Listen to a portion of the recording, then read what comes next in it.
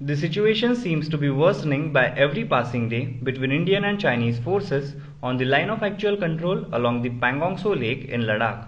According to the report by NDTV last night, an Indian patrol party of the army and the Indo-Tibetan Border Police were detained and later released by Chinese forces after a scuffle between the two sides in Ladakh earlier this week. According to NDTV sources, in this scuffle, weapons of ITBP Jawans were also snatched, but eventually weapons were handed back and the Jawans also came back. Though the army has declined this claim of Jawans being arrested and their weapons being snatched, there has still been no official statement by Indian Army so far. It is expected that the army will conduct a press briefing by today evening in this matter.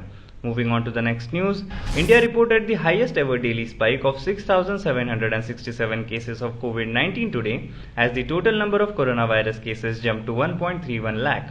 According to the latest update from the Union Ministry of Health and Family Welfare, the total number of confirmed COVID-19 cases in India has increased to 1,31,868. The death toll in India due to the novel coronavirus pandemic has also increased to 3,867 after 147 more fatalities were recorded in 24 hours.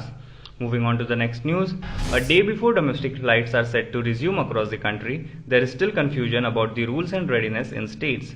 Maharashtra, West Bengal and Tamil Nadu, home to some of the country's busiest airports in Mumbai, Kolkata and Chennai, have red flagged the centre's plan to restart passenger flights 2 months after the shutdown. The Maharashtra government on Saturday said the state had not yet amended its May 19 lockdown order, which allowed only special flights, indicating that the state with the highest number of COVID-19 cases is not too keen on accepting an influx of people. Home Minister of Maharashtra Anil Deshmukh also tweeted, "It is extremely ill-advised to reopen airports in red zone."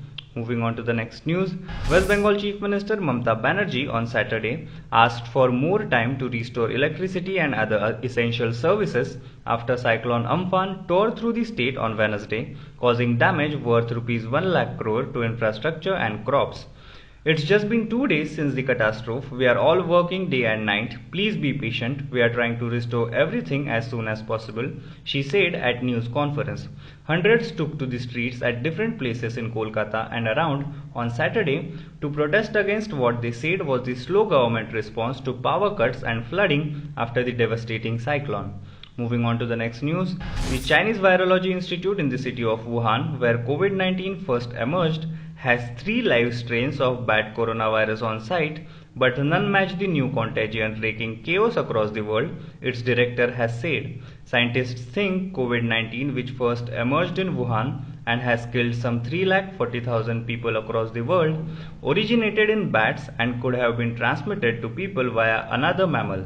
But the director of Wuhan Institute of Virology told state broadcaster CGTN that claims made by US President Donald Trump and others the virus could have leaked from the facility were pure fabrication. Now be the first to know about the latest updates on our new news app. Go on your Android or iOS, search for HW News Network.